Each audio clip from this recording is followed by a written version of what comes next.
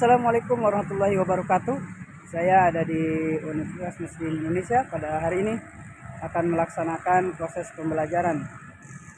Bagaimana proses pembelajaran di perkuliahan. Ini merupakan suatu tugas dari mata kuliah PSBMP saya di Pasca Sarjana. Adalah kita simak proses pembelajarannya dari saya yang insya Allah akan menyenangkan. Check it out.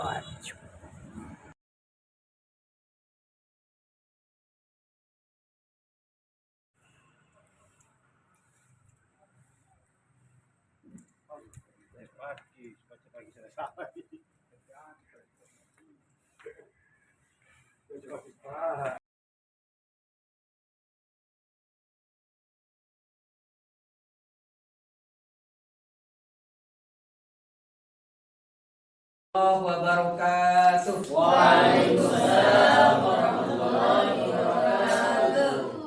Alhamdulillahirabbil alamin. Allahumma shalli ala sayyidina Muhammadin wa ala alihi wa ashabihi wa azwajihi wa dzurriyyati wa ummati ajma'in. Amma ba'd. Sebelum kita memasuki pembelajaran pada hari ini, marilah kita berdoa kepada Allah Subhanahu wa taala. Saya minta dari sekian Anda semua ada yang bisa memimpin dalam berdoa. Dipersilakan siapa? Ya, langsung saja. Subhanallah walhamdulillah wa la ilaha illallah wallahu akbar. A'udzu billahi minasy syaithanir rajim. Bismillahirrahmanirrahim. Alhamdulillahirabbil alamin. Allahumma shalli ala sayyidina Muhammadin wa ala ali sayyidina Muhammad. Rabbi shrahli sadri wa yassir li amri wahlul 'uqdatam min lisani yafqahu qawli. Subhana rabbika rabbil izzati amma yasifun. Wassalamun alal mursalin walhamdulillahi rabbil alamin. Alhamdulillahirabbil alamin. Mudah-mudahan keberkahan bagi kita semua ketika kita mendapatkan ilmu. Apabila diikuti dengan berdoa, insyaallah Allah Subhanahu wa taala akan memberikan keberkahan di dalam ilmu tersebut dan memberikan kemudahan dalam memahami. Dalam kesempatan ini saya tidak memakai absen dikarenakan sudah menghitung secara keseluruhan sudah semuanya hadir pada kesempatan ini. Baik, materi yang akan disampaikan pada saat ini, bagaimana pertemuan yang pertama sudah dikaji ulang tentang masalah pengenalan kajian hadis. Kita masuk ke dalam materi yaitu konsep dasar etika sosial dalam Islam. Kajian hadis tentang etika sosial dalam Islam adalah sesuatu yang hangat, yang sangat dasar, sehingga menjadikan landasan yang paling utama ketika kita berkenaan dengan etika, akhlak, moral, tata krama, tata tertib. Maka seluruh konsep itu semua ada di dalam agama Islam.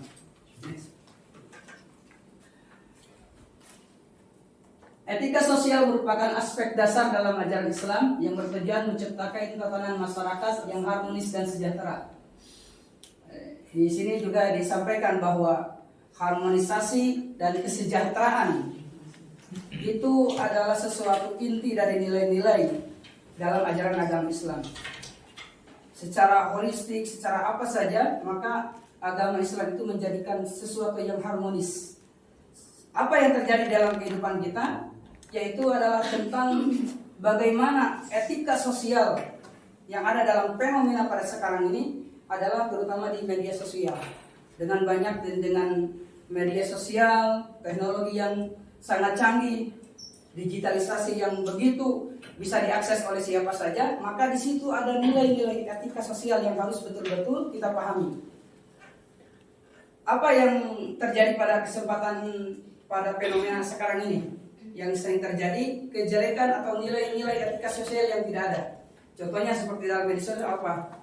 Yaitu ada berita hoax, terus caci maki, apalagi kekerasan. saling menuduh, fitnah. Nah itu semua mereka yang tidak paham tentang etika sosial, sehingga terjadilah dalam media sosial itu ada seseorang pembenci, ada yang menghina, ada yang mencaci. Maka disinilah ajaran Islam sangat berperan. Bagi orang-orang yang menurut agama Islam tidak mungkin melakukan seperti begitu. Kemudian kalau dihubungkan dengan fenomena yang sekarang, misalkan ada namanya etika di dalam lingkungan. Apa yang telah terjadi pada kesempatan ini seperti banjir. Di daerah kita ada banjir, maka di situ ada etika lingkungan. Bisa kita tuduhkan, bisa kita juga statement, bisa juga kita menyalahkan orang lain atau menyalahkan diri pribadi dari adanya banjir tersebut. Nah, contohnya seperti orang yang membangun rumah di pinggir kanal. Memang diperbolehkan dengan tanya, tapi harus melihat etika lingkungan itu sendiri. Jangan sampai saya punya tanah sendiri, membangun di pinggir kanal sehingga terjadinya banjir, disebutkan dia musibah atau tertimpa. Padahal kesalahan dari dia sendiri membangunnya tanpa melihat lingkungan. Ketika di daerah pinggiran kanal berarti dia harus rumahnya ada tinggi sedikit, maka tidak akan terjadilah kebanjiran di rumahnya sendiri. Tapi dikarenakan tidak ada etika lingkungan, di situ dia merasa dirinya hawa nafsunya yang dia inginkan, sehingga terjadilah bencana untuk diri sendiri. Jadi kesalahan itu bukan kesalahan dari airnya, tetapi kita sendiri dan lingkungan. Next. Nah, kemudian kita harus mengerti dulu tentang definisi dari etika sosial. Etika sosial dalam Islam dapat didefinisikan sebagai seperangkat nilai dan prinsip moral yang mengatur hubungan antara individu dengan individu lainnya. Antara sesama kita ada etikanya. Meskipun kita etika ini tidak mesti harus belajar. Etika sosial itu tidak mesti belajar. Pasti kita akan menghargai sesama kita sendiri ataupun sesama juga teman maupun orang tua maupun juga terhadap bawah umurnya dari kita. Itu ada nilai etika tersendiri tanpa kita harus belajar. Maka disinilah disebutkan dalam ajaran Islam adalah individu dengan individu lainnya. Kemudian juga ada individu dengan masyarakat yang tadi disampaikan. Contohnya seperti kita bangun rumah, ataupun kita mau menanam, ataupun kita mau mengambil pepohonan di hutan, harus betul-betul mempertimbangkan apa yang akan terjadi di kemudian. Kemudian juga individu dengan lingkungannya yang tadi sudah disampaikan, dan ini berlandaskan pada ajaran Al-Quran dan As-Sunnah. Itu sudah Allah Subhanahu wa Ta'ala sampaikan. Zoharal fasad fil ardh, bahwa kerusakan di muka bumi ini adalah dari ulahnya manusia. Maka manusia yang dijadikan khalifah fil ardh harus betul-betul melestarikan lingkungan kita. Next. Nah, di sini ada ruang lingkup tentang etika sosial. Ada 4 yang saya sampaikan di sini. Di antaranya etika dalam berinteraksi. Apa itu etika dalam berinteraksi? Islam menentukan pentingnya adab dan berkomunikasi dan berinteraksi dengan orang lain, seperti berkata jujur, bersikap lemah lembut, menghindari fitnah. Ini terdapat di dalam ajaran Islam di dalam surat Al-Baqarah ayat 83. Dan ucapkanlah kepada manusia perkataan yang baik. Wa qulu lin-nasi husna. Kita mempunyai interaksi terhadap teman kita, maka kita harus mempunyai juga perkataan kita yang baik. Bahkan Rasulullah disebutkan berkata baik lebih baik diam dari berkata buruk. Atau qulil haq walau kana murran. Katakanlah baik meskipun itu adalah menjadikan sakit dalam diri kita, ataupun bisa menjadikan diri kita sesuatu yang bisa membahayakan. Tetapi kalau itu kebenaran maka harus disampaikan. Maka yang paling penting adalah lisan. Wa qul linnasi husna. Jadi setiap ucapan-ucapan kita itu akan kita pertanggungjawabkan. Menghina orang lain, mengetik SMS ataupun komentar ataupun chatting yang senantiasa bisa menimbulkan interaksi dari teman kita atau siapa saja, menjadikan dirinya merasa tidak nyaman, nah itu akan dipertanggungjawabkan. Apalagi dengan kata-kata yang kotor. Maka zaman sekarang bukan yang berbicara ke mulut, tetapi tangan juga bisa berbicara. Lanjut, yaitu etika dalam bermasyarakat. Prinsip solidaritas dari kerja sangat ditekankan dalam Islam. Konsep ta'awun, itu kalau menolong, ukhuwah itu persaudaraan. Itu adalah konsep yang sangat jelas di dalam agama Islam, yaitu ada ta'awun dengan ukhuwah. Itu harus betul-betul dijaga. Sehingga Rasulullah menyampaikan seorang muslim adalah saudara bagi muslim lainnya. Dia tidak akan menzalimi atau membiarkannya dalam kesulitan. Al-muslimuna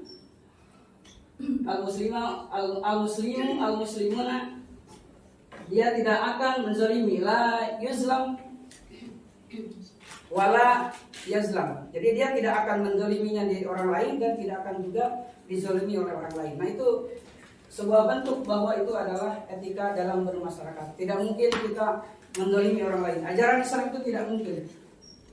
Berucap saja tidak baik, apalagi kita bertingkah laku tidak baik. Memukul ataupun berbuat apa saja, itu hal yang tidak mungkin dikerjakan oleh umat Islam. Kemudian yang ketiga, etika lingkungan, yaitu Islam mengajarkan pentingnya menjaga kelestarian lingkungan sebagai bagian dari tanggung jawab manusia sebagai khalifah di bumi. Dan janganlah kamu membuat kerusakan di bumi setelah Allah menciptakan. Setelah Allah memperbaikinya, setelah apa yang Allah Subhanahu wa taala sediakan di sekitar kita, gunung, lautan, semuanya itu Allah Subhanahu wa taala sudah siapkan. Tetapi dalam keadaan apapun itu terjadi lagi. Apa yang Allah berikan, banjir, gunung meletus, itu semuanya adalah perbaikan. Disebutkan ba'da, yaitu setelah Allah memperbaikinya. Setelah Allah memperbaikinya itu setelah adanya banjir, itu adalah hikmah. Tidak semua banjir itu jadikan ujian bahwa dia itu akan, manusia itu akan merasa rugi dengan kebanjiran itu, tetapi ada hikmah di situ. Maka dari sebagian apa yang terjadi dalam dunia ini tidak selamanya merugikan manusia, mau banjir, kecuali ada hal-hal yang betul-betul urgent bahwa dia sendirilah yang menjadikan bahwa terjadinya bencana itu. Next. Yang terakhir, etika ekonomi dan keadilan sosial. Islam menekankan pentingnya keadilan dan distribusi kekayaan dan larangan eksploitasi, seperti konsep zakat, infak, sedekah, dan wujud nyata dari etika sosial dalam aspek ekonomi. Nah, ini sudah jelas bahwa Islam bukan hanya berdiri sendiri. Islam bukan mengajak untuk kebenaran, tetapi kita memberikan bantuan terhadap orang lain. Ada yang dengan zakat, infak, sedekah, dan yang lainnya. Itu merupakan bukti bahwa Islam memberikan kesejahteraan, bukan hanya saja harmonis, tetapi Islam memberikan kesejahteraan terhadap umatnya. Mungkin itu yang dapat saya sampaikan. Sekiranya ada pertanyaan atau hal-hal yang mau dipertanyakan ataupun yang belum dipahami, dipersilakan untuk bertanya. Ada? Apa saja? Nyamuk tidak nyuntik, Pak? Ada? Sini Kak. Ya. Pertanyaannya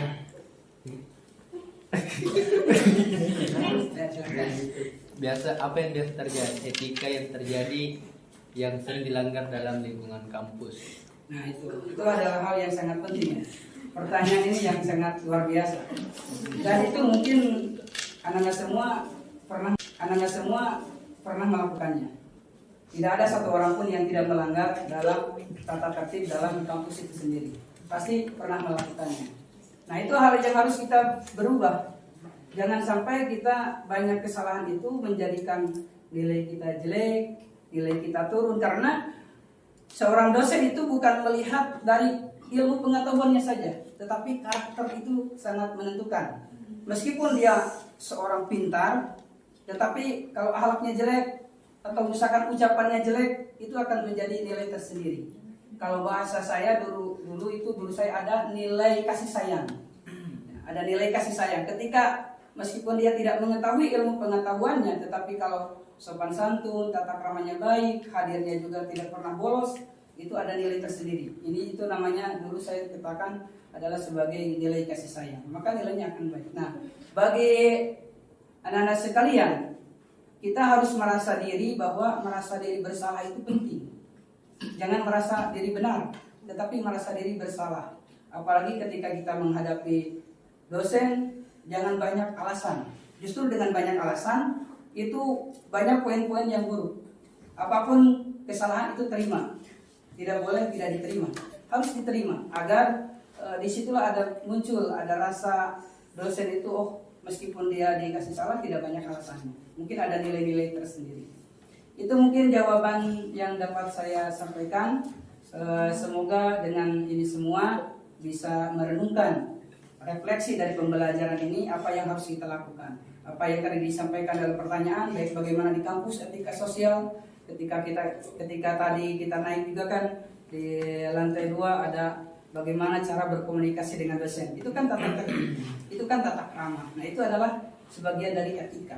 Itu yang harus betul-betul dijalankan dengan baik. Jangan sampai kita tidak melakukan tata tertib khususnya di perkuliahan.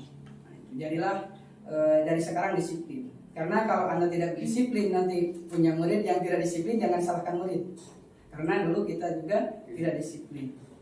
Masa depan kita akan semakin sulit ya kalau karakter kita yang buruk dari sekarang terus dipelihara, harus upgrade dari sekarang. Itu yang dapat saya sampaikan pada pertemuan kali ini. Semoga menyenangkan, semoga silaturahmi terjaga dan banyak-banyak berkomunikasi dengan dosen, dengan apapun, insya Allah akan menjadi kebaikan bagi kita semua. Amin ya Allah ya Rabbal alamin. Marilah kita tutup pada pertemuan ini. Dipersilakan untuk membacakan doa terlebih dahulu untuk menutup pertemuan pada hari. Terima kasih. Silakan. Bismillahirrahmanirrahim. Alhamdulillahirabbil alamin. Allahumma shalli ala sayyidina Muhammad wa ala ali sayyidina Muhammad. Allahumma anfa'ni bima 'allamtani wa 'allimni ma yanfa'uni warzuqni ilman yanfa'uni. Subhana rabbika rabbil izzati amma yasifun wa salamun 'alal mursalin walhamdulillahi rabbil alamin. Demikian yang dapat saya sampaikan. Terima kasih atas segala perhatiannya. Tapi jangan terlalu banyak memperhatikan saya, karena saya sudah diperhatikan dengan istri saya.